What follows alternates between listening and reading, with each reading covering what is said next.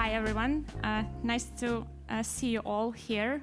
Thank you, Jason, for invitation for such an amazing event. It's my first time on D2, first time in Budapest, and but not first time on the scene. Today, I want to share a little bit of personal story, nothing tech, really, but I want to share the story of my path and overall the path of CUUB. So my name is Alina, and I'm a CEO of CUUB Studio. And probably 10 years ago, someone will tell me that I will be here talking about the renders and 3D animation and leading the global creative agency.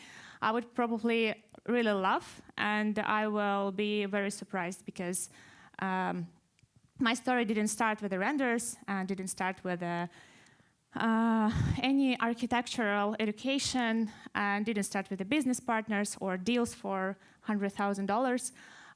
It started with motion, with adventure, and with a really huge luggage of stuff.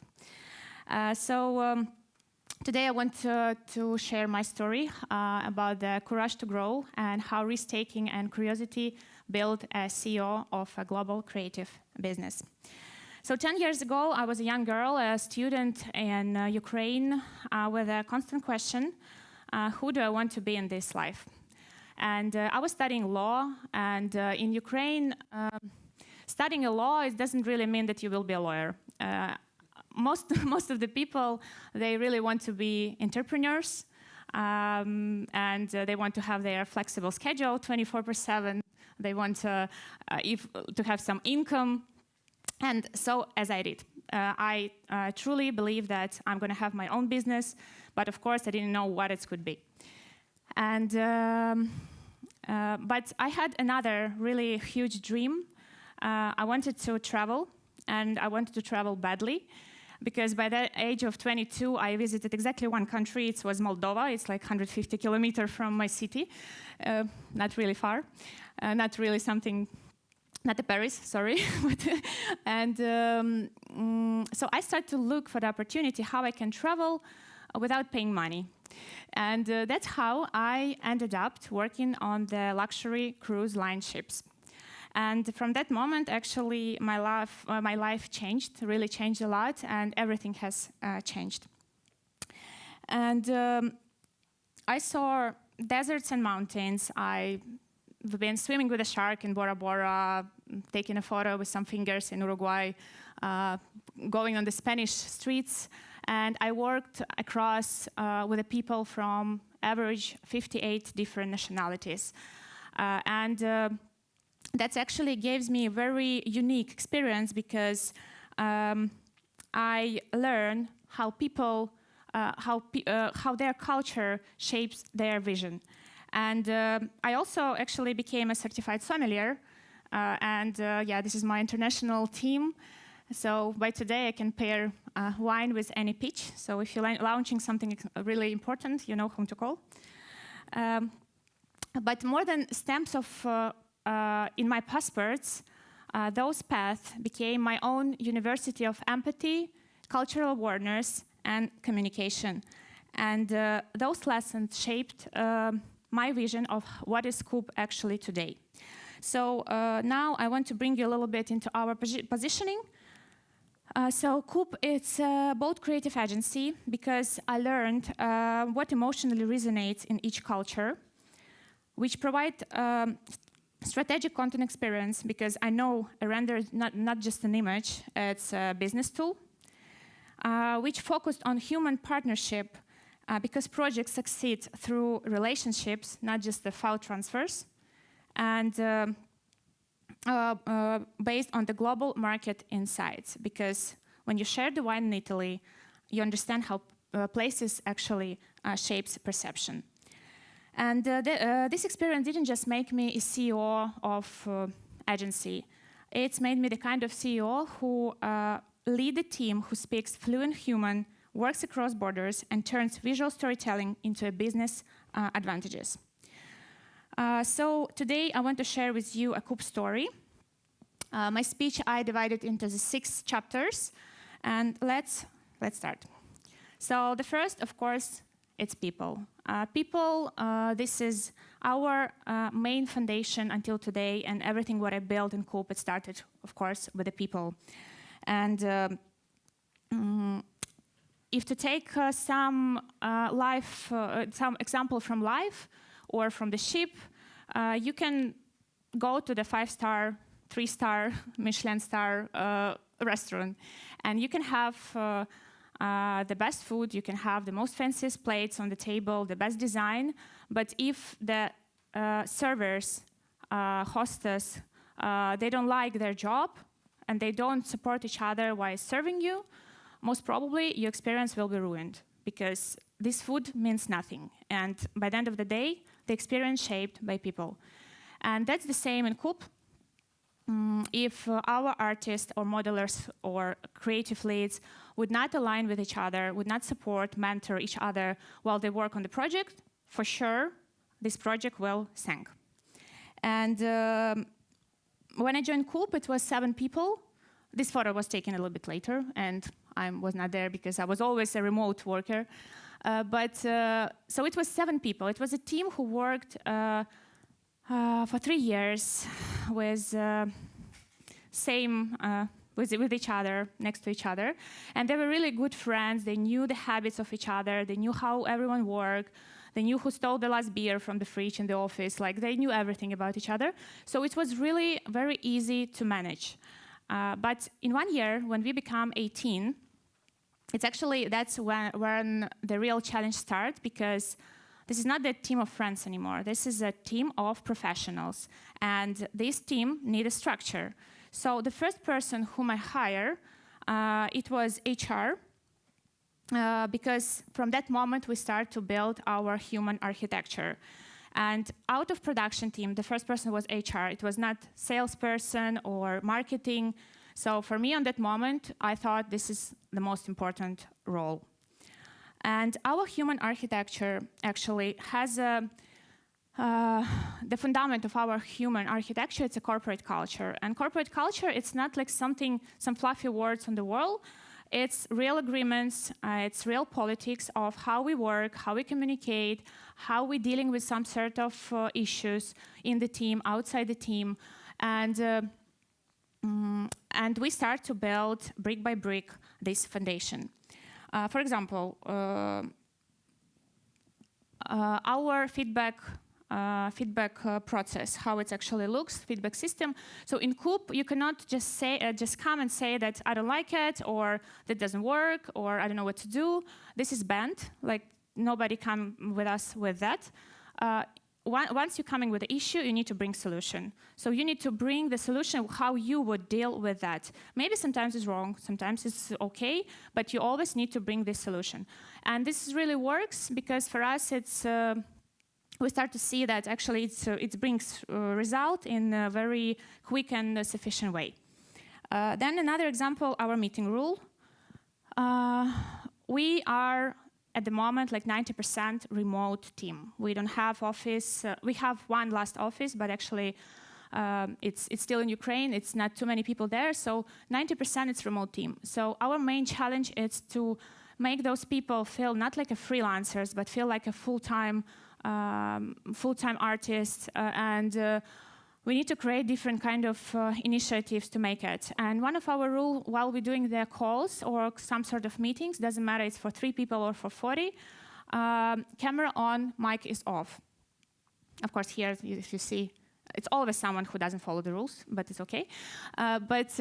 So everyone needs to put on the camera to make this kind of sort of presence. Microphone is off, of course, in respect to the speaker, so we don't hear any dogs barking on the back. And the next thing what we was working on, it's a benefit program. Like, we really have a huge comp and ban system, which covers, it's not like, cookies in the office, which they're free because you brought them by yourself. Like, it's really the system where you can get the coverage for the gym, for the health insurance, and etc.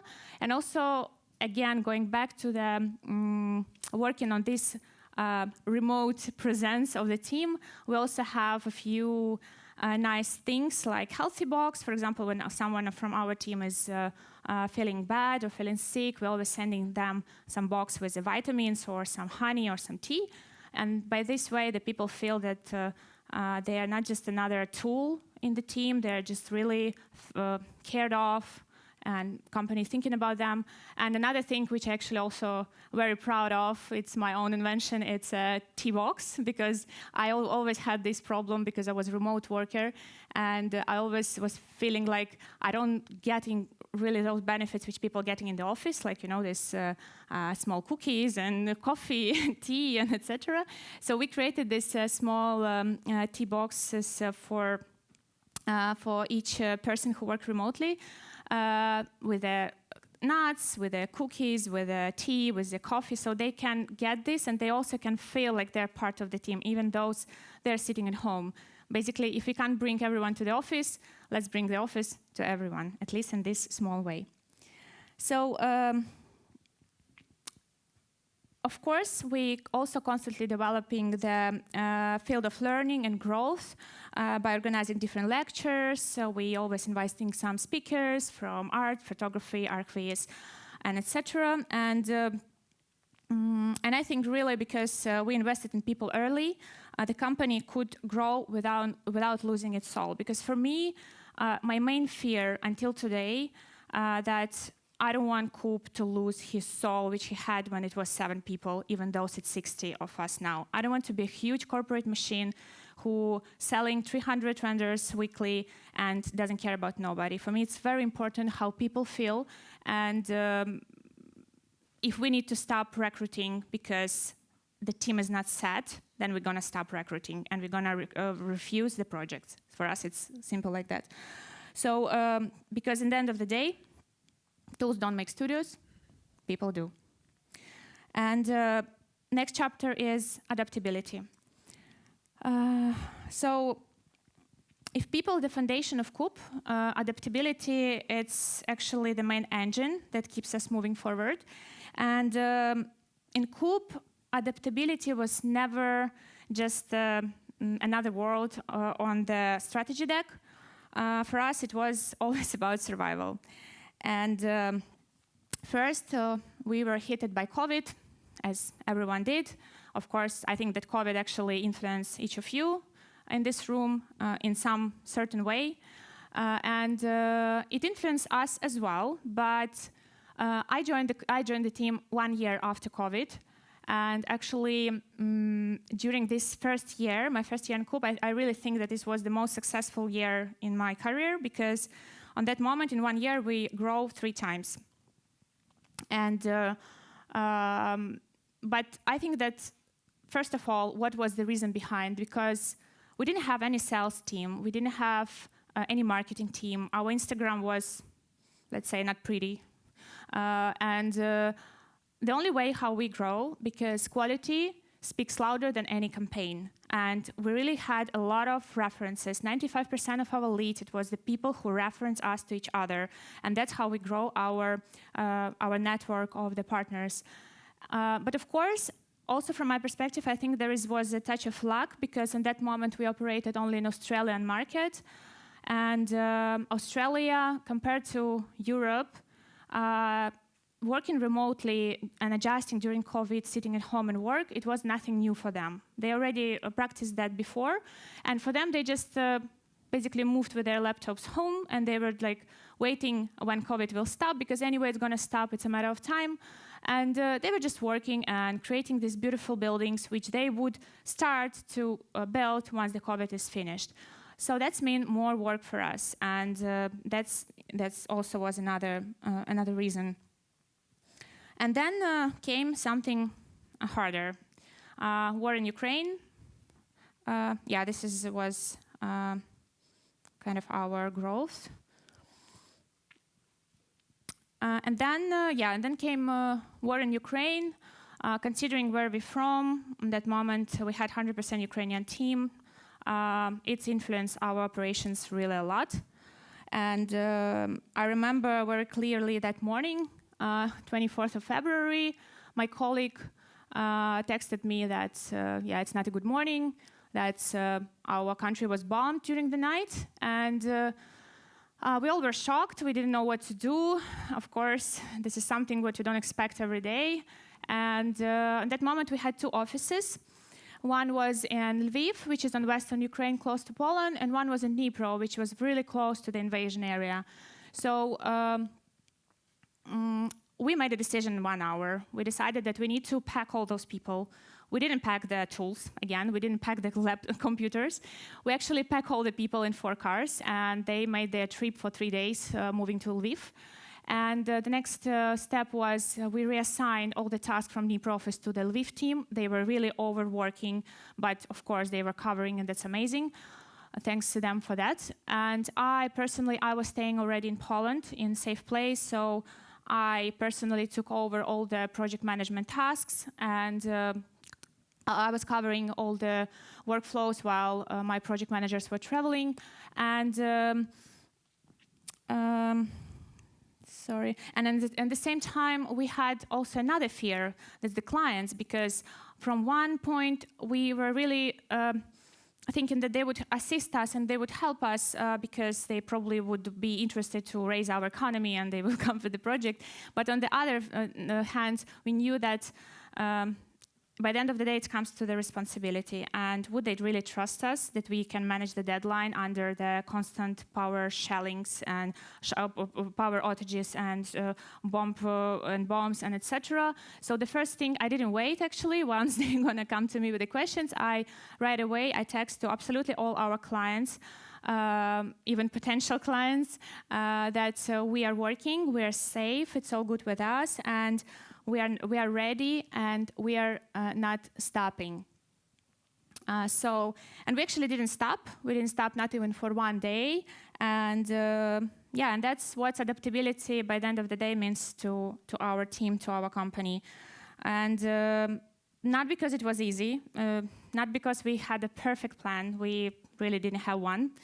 And because actually stopping was just never an option for us, and we just was moving forward.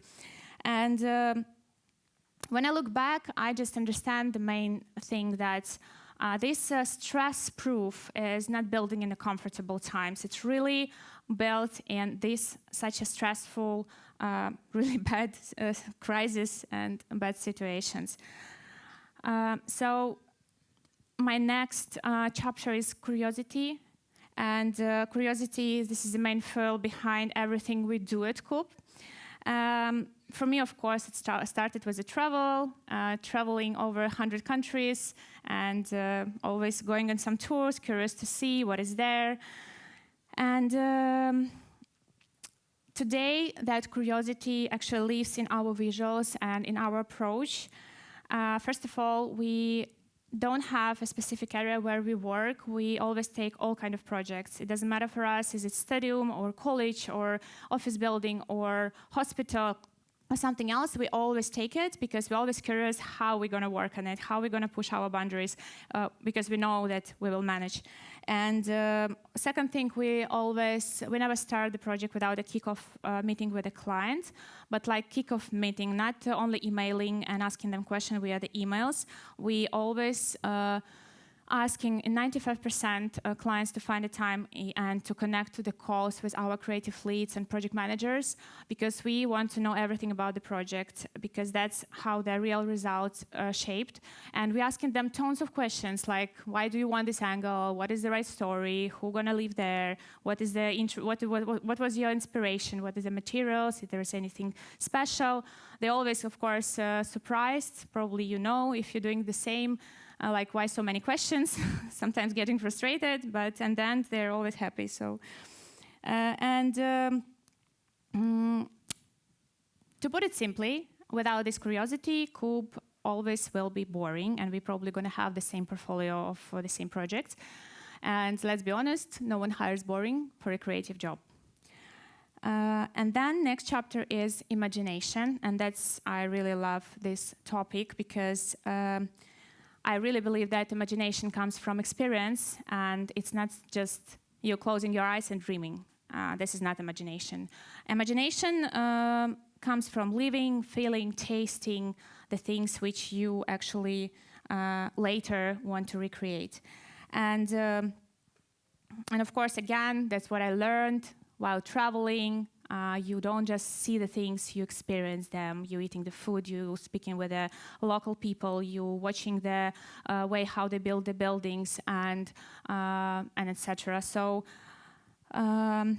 but what if you actually can't always travel? And that's again one of the problems which we face, because our team is Ukrainian, and so many men are now staying in Ukraine, and they're just not able simply to leave the country and to go to travel. So how we deal with that? Because by the end of the day, imagination needs feeding. And if you don't feed imagination, it simply starves. So how we work with that? Of course, you need to read books, you need to watch the lectures, you need to watch the interviews, you need to study arts, watch movies, try to different food, and that's all what will shape your experience. In CUUB, imagination comes from the bank of experiences, like a global, human, and real, and this is why our visual, they don't just show buildings, it actually features people who want to stop and live there. And this is my list of things, of inspirational things which can feed your imagination. So if you want, please use it. The next chapter is leadership. This is also a very important topic while you're leading some teams, small or big, it doesn't matter. On a ship, you actually learn that leadership doesn't come from titles, and it really comes from action. And when things go wrong, it's not the only captain who can make the things go better. It's the person who steps up, taking the responsibility, and solve the problems, and keep everyone moving forward without waiting for a captain. And that's, again, that lesson shaped my vision today. And here's something very personal. I'm from Ukraine, and my country was very much influenced by the Soviet Union, and in Soviet Union, the management, it was a very radical thing. All the people, they were like working like in a factory. It was very bossy, very top-down. You need to do quietly or you go home. So if you're not ready, don't ask questions, just do your job, and 8 to 5, and that's it, just execute. And that's pure management, and that's not leadership either. Leadership, it's something really very different. And for me, leadership is not about control, it's about clarity and guidance. And my job is not to order jobs around. My job actually to make people think and take responsibility, and give them the why behind what they're actually doing, and teach them the skills to succeed, and then trust them to own their part of the journey.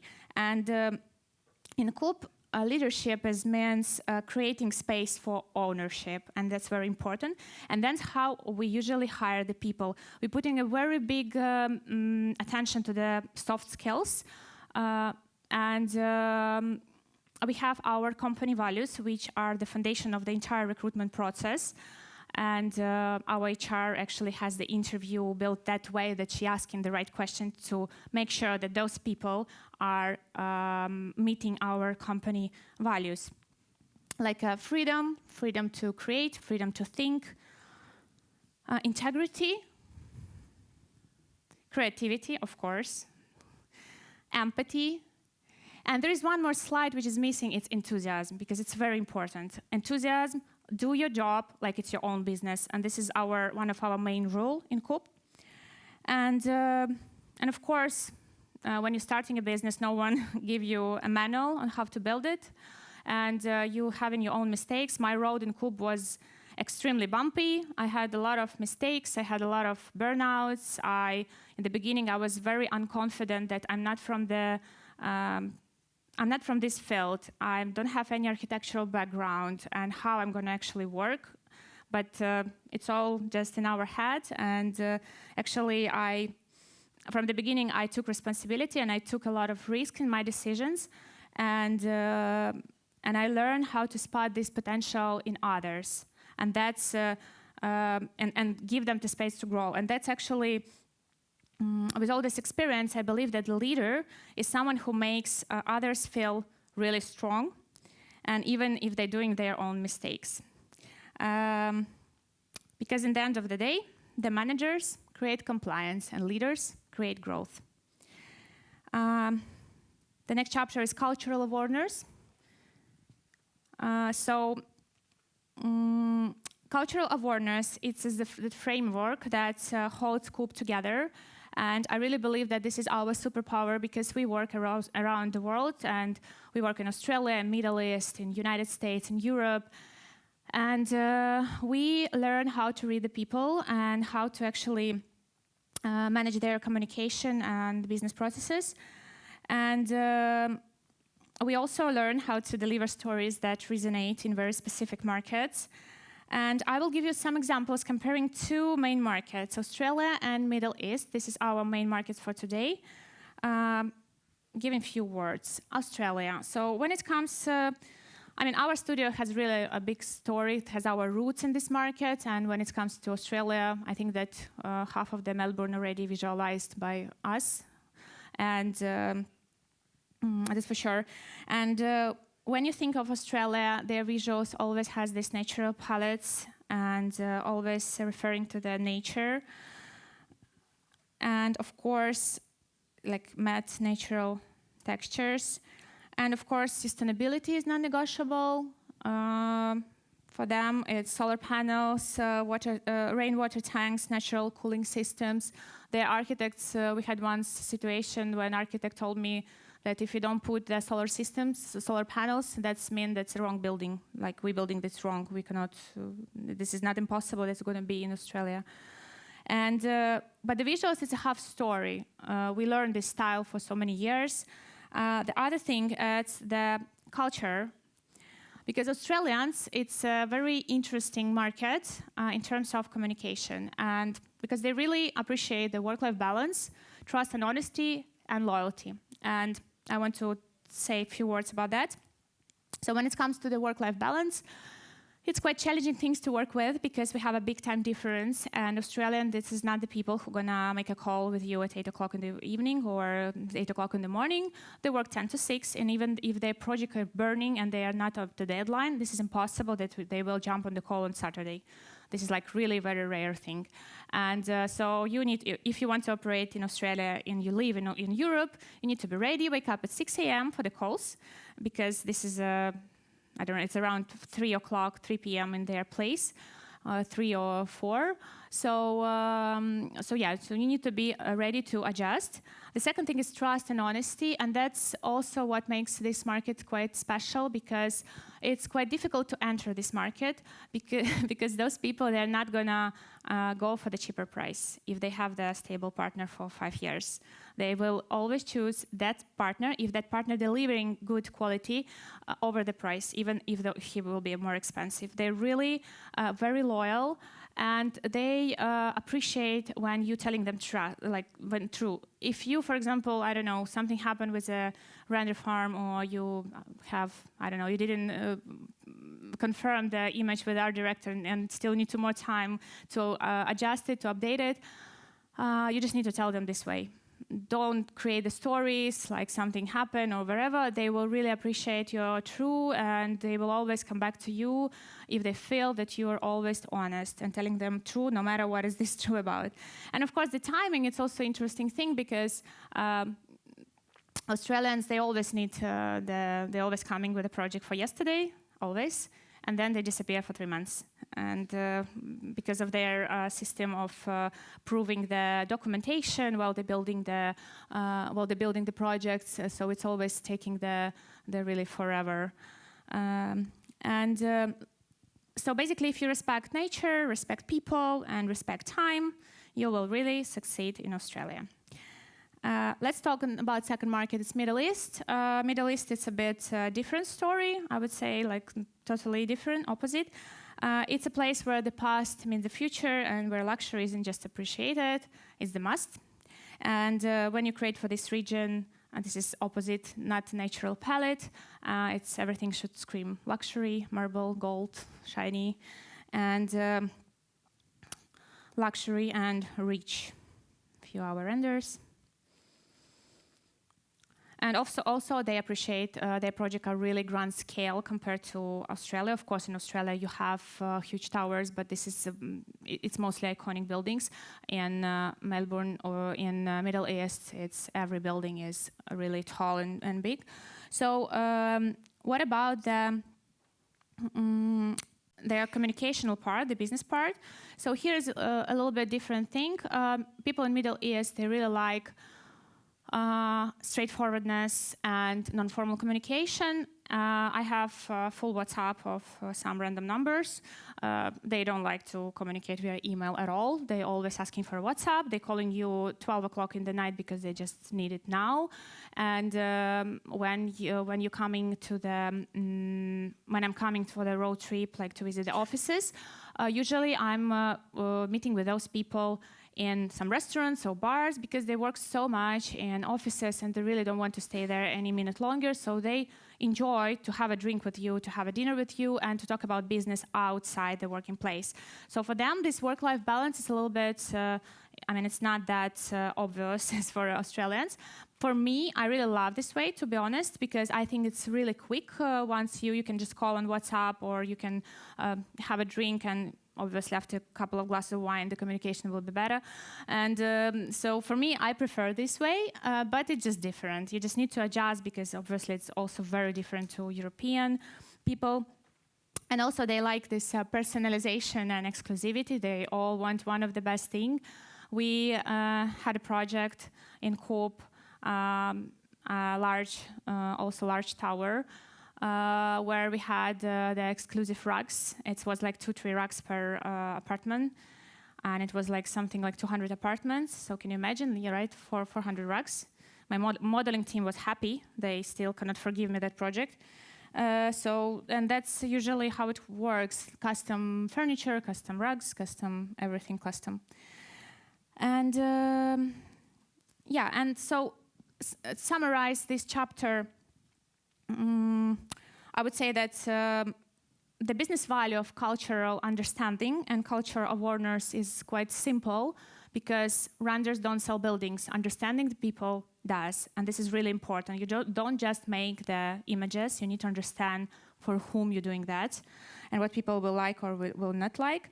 And when you understand culture, you really move faster, you avoid the mess of communication, and you build trust way more quickly, and your work hits deeper. And that's it.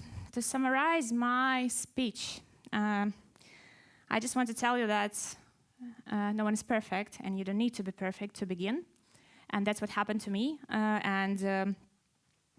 Change is, it's not a detour, it's actually is a beautiful road, and your experience, it's never wasted thing. And your wrong job, wrong diploma, it's always your best experience which shape your vision for the future and gives you this unique lens of how you see the world and how you do the things. And my experience really shaped my cultural fluency that later became my superpower. And because I can deal with all type of clients, and it really helps me to understand the clients, to understand their needs, to build that long-term relations. And the same as the leadership, if you focus on the growing, team doesn't grow because you're perfect. It grows because you trust them, and they trust you back, and that's very important. And real leaders, they don't have all the answers. They always ask questions, and they know how to deal with mistakes.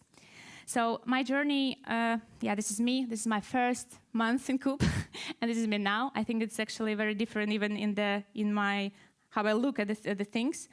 And my journey from pouring wine on the ship and to the building the big business of 60 people, it's actually taught me one thing: the world belongs to those who move, and even if they are scared. And your story is already valuable, and you just need to start. Do not be scared, and you don't need to wait, because the world is not waiting. So why should you? That's all.